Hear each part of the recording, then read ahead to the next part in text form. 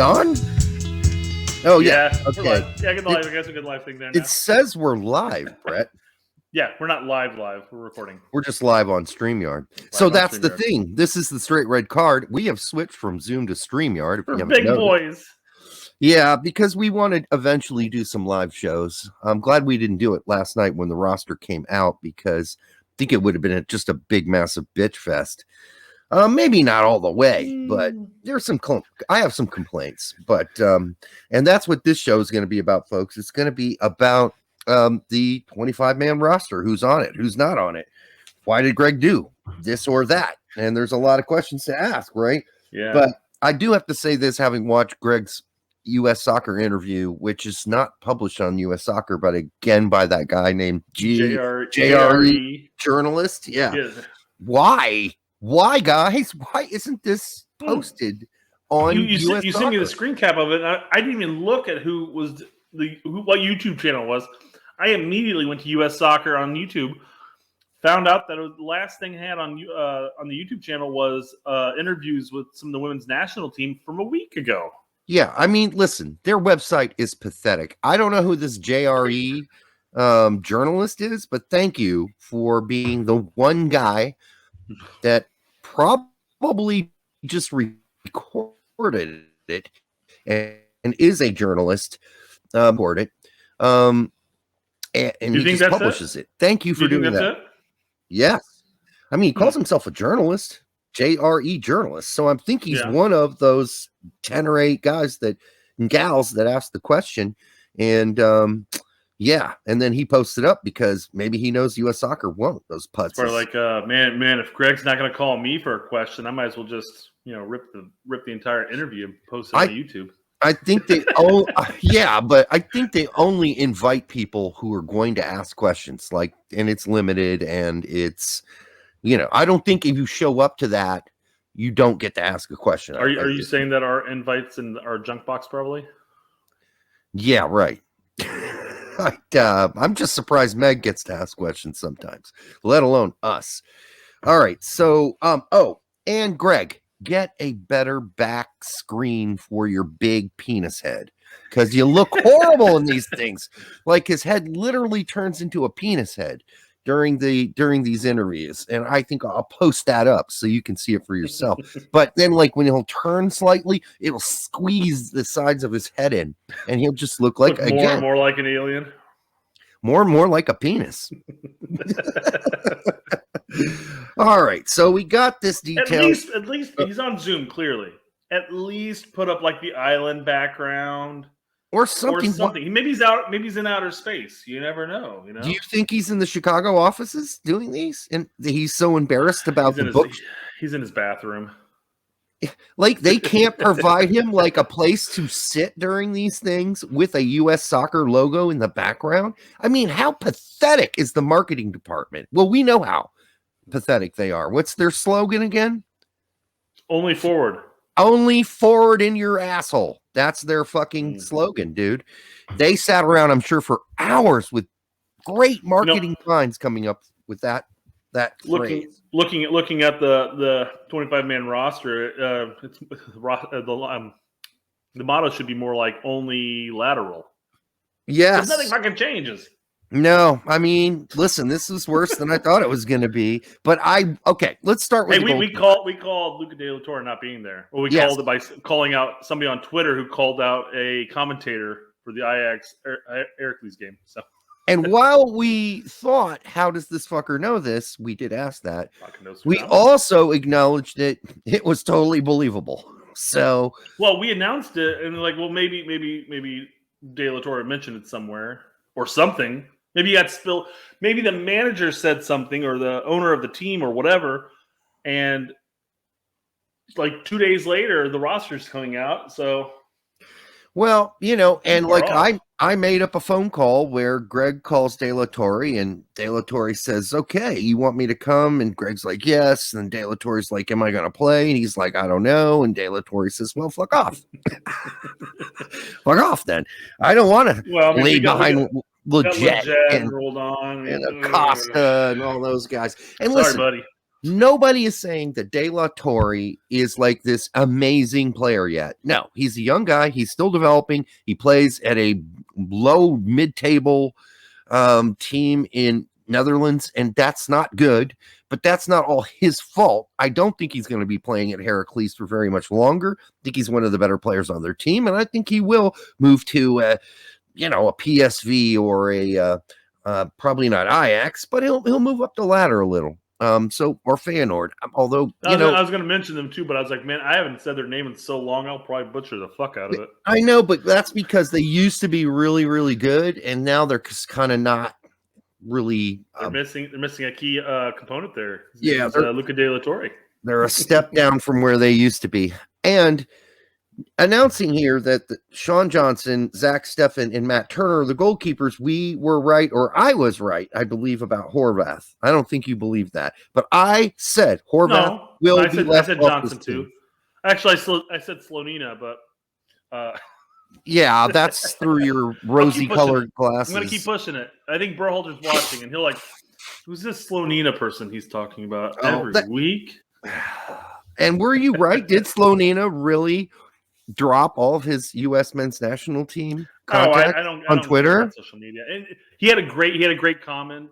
Oh no, was it him? Shit. No, it was Jonathan Gomez. Okay. With Tactical. He said he goes, the big paraphrasing here, of course, but he's like, the big issue I have with I have to be really careful with social media, because if I like a post, or if I make a comment, or if I follow or unfollow somebody, people are gonna go with it like it means something big, Yeah, go batshit. And that's a great point. And whether or not Slonina did any of that, I don't give a fuck. All right, I don't give a fuck. He's garnering interest in Poland, or with Poland at least. People are noticing him. I'm not saying that they're out actively scouting him by any means, but the kid's a Chicago kid, and our youth teams are just finally coming back together, and he'll have a chance. I can't remember who it was, and it might have been Jimmy Conrad, who said there's no chance he's leaving for Poland. Good.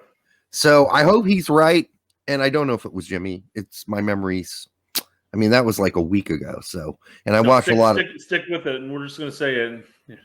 Well, I watch a lot. It comes back and he picks Poland. Was like, Jimmy, God damn it.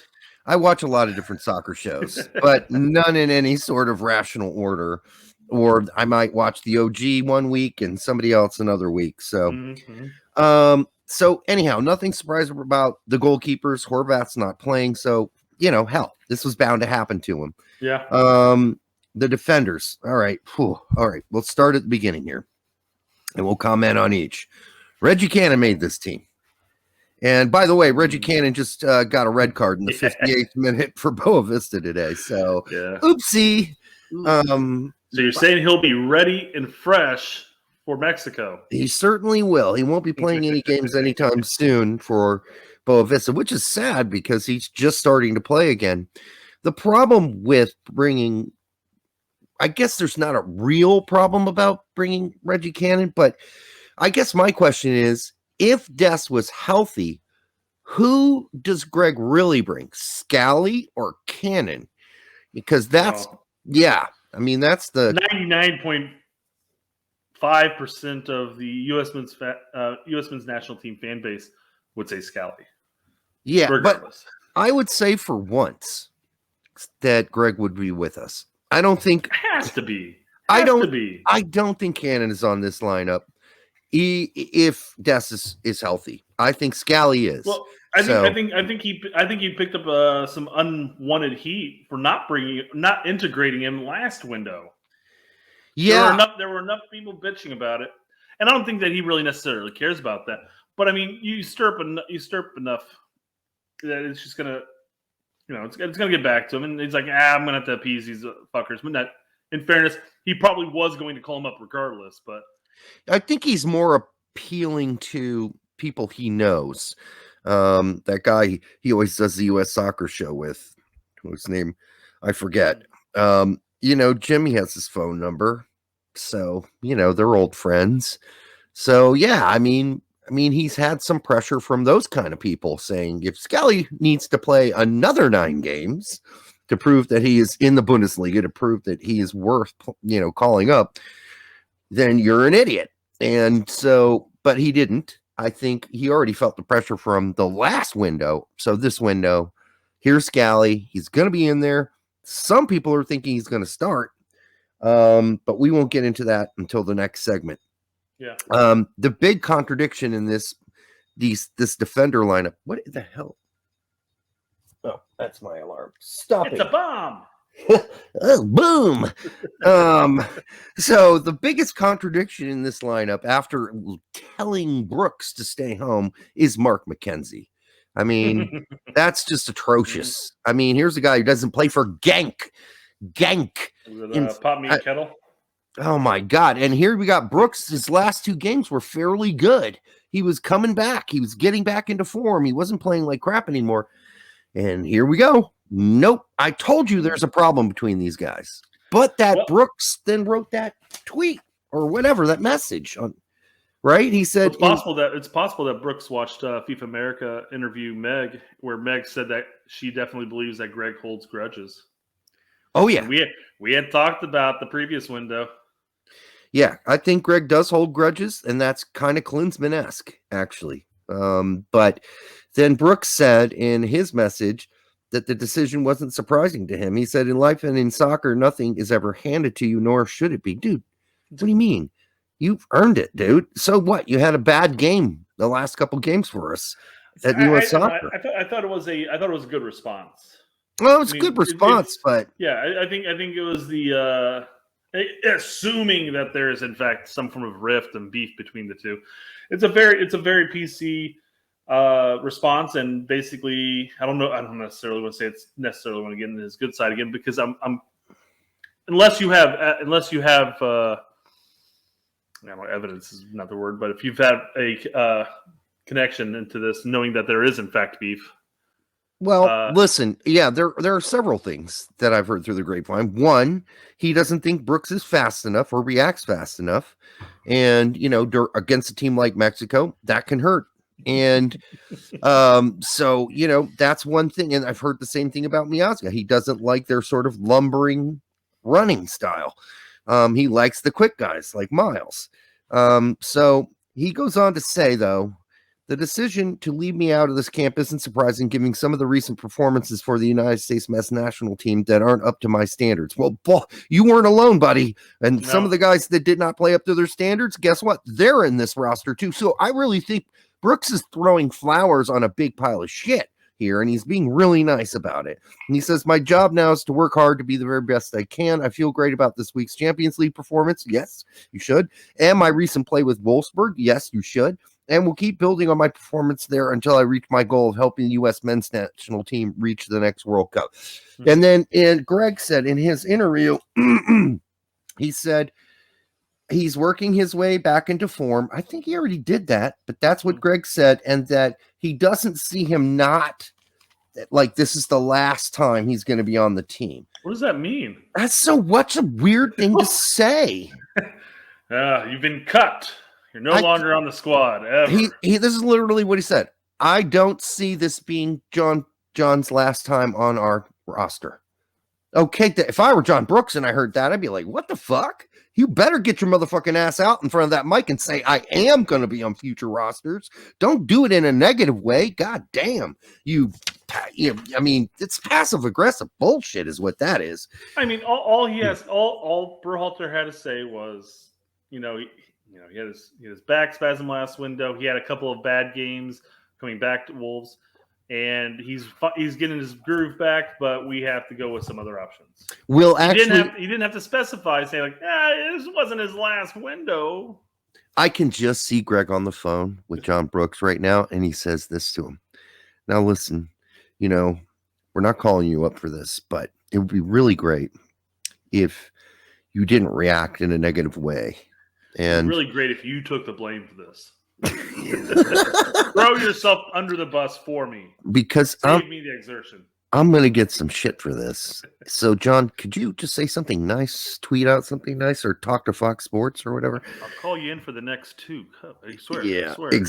But I still would have brought Brooks over McKenzie. I'm sorry, that motherfucker does not play for Genk. So this is ridiculous, and it's a contradiction. And then, he explained, Berhalter, in the interview, that it's really not how they're playing at their club or how they're playing for the U.S. It's a mixture of both. So we combine the two. Well, if you combine both of McKenzie's play for his club and his, there's just, it's both shit. It's both shit. Whereas you got Brooks, who, has played a couple bad games for the U.S. men's national team, but has recently played 2 really good games for Wolfsburg. So, I mean, hey, pick your poison. And he still plays for them, though. It's a difference. Yeah, he's a locked-in starter for that team, unless he's got, a red card, a back spasm, or anal herpes. But he's generally in there. Yes, disgusting. Worse. Yeah, I think Chris Richards is in there just to play versus Jamaica. I don't think he gets to play versus Mexico unless we go with a back 3. I don't know. I don't see that though. We will again with Mexico in the past 2 times we faced them in Nations League and Gold Cup. We did a 4-3-3, I think, in Nations League, and then we did a 3-4-3. We have used it versus Mexico. We have in the Nation or Gold Cup. So it's possible. I don't think he's going to rock the boat with it. I think he's going to come out the 4-3-3, and we'll talk about that later, of course. Yeah, we will. Yeah. When we pick next segment, when we pick the starting 11. Then we got Anthony Robinson. No surprise there. Thank God. We got Miles Robinson. Yes, indeed. Thank God.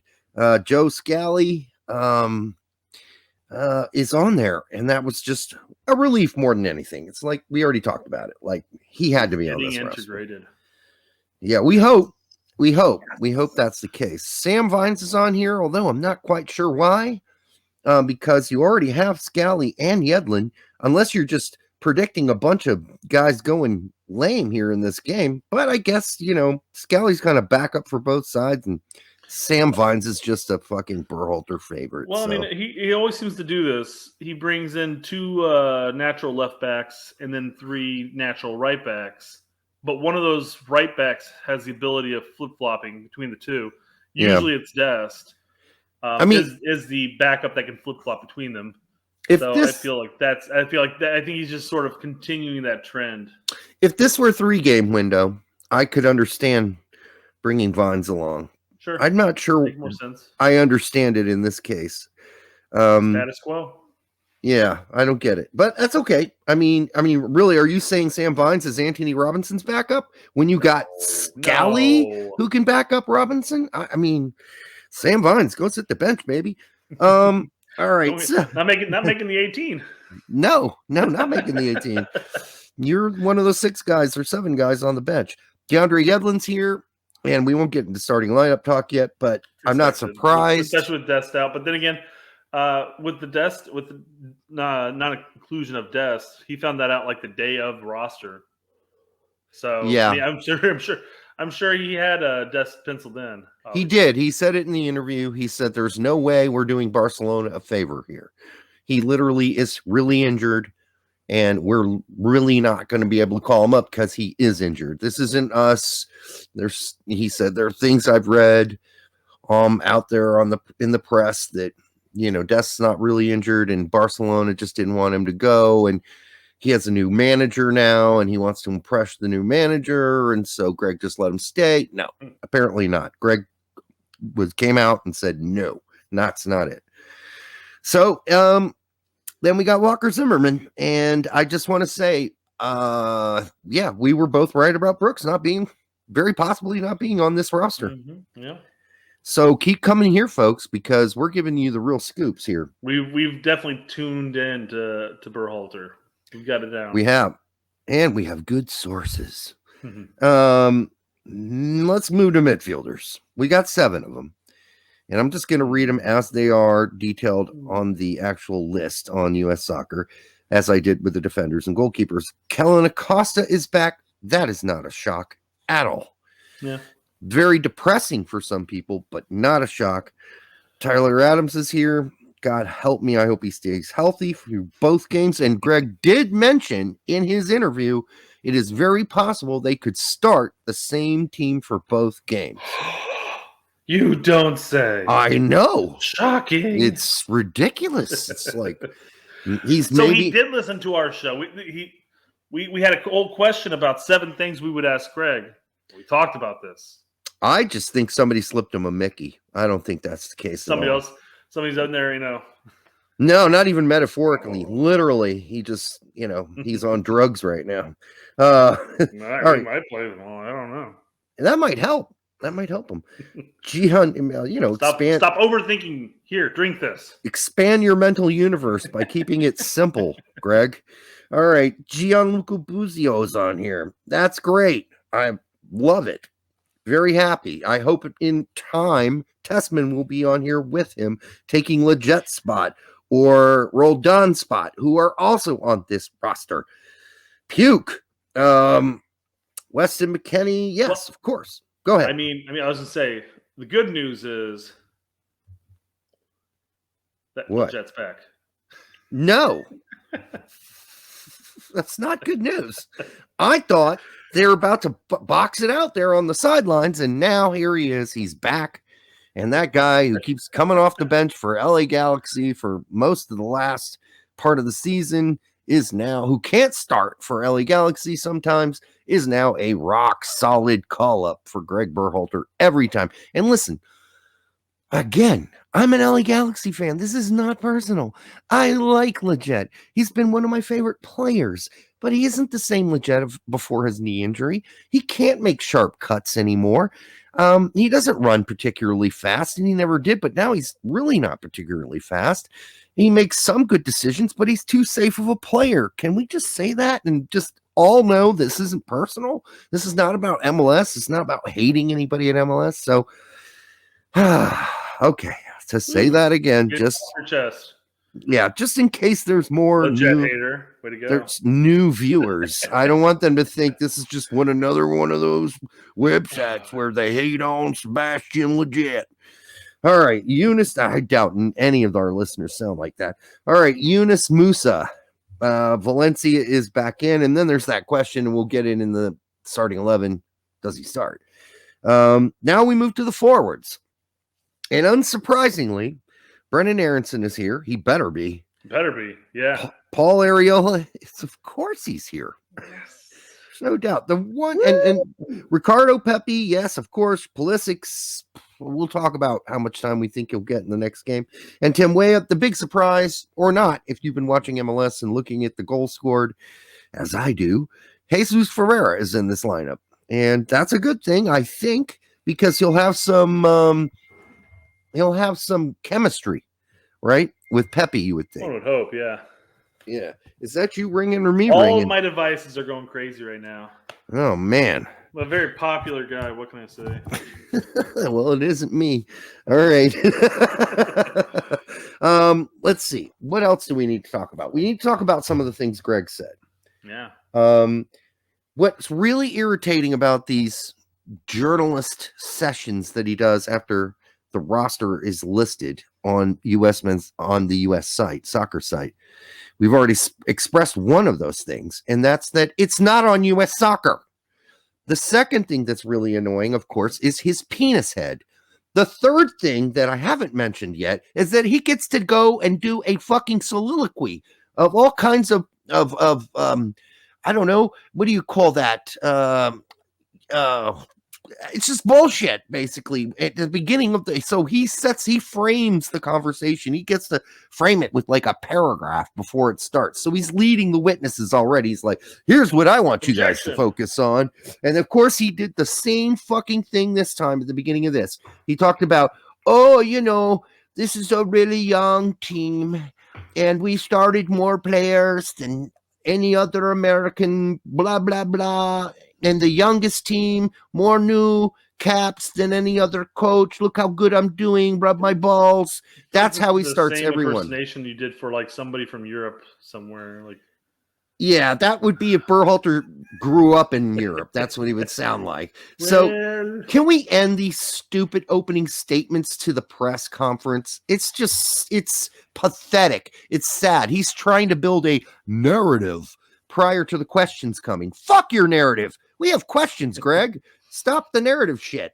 Let's see. Was there anything else that I haven't mentioned yet? I did mention that this I haven't mentioned, but it is important. He said there might be, or there may be, a need to rest and rotate certain players who have yellow cards.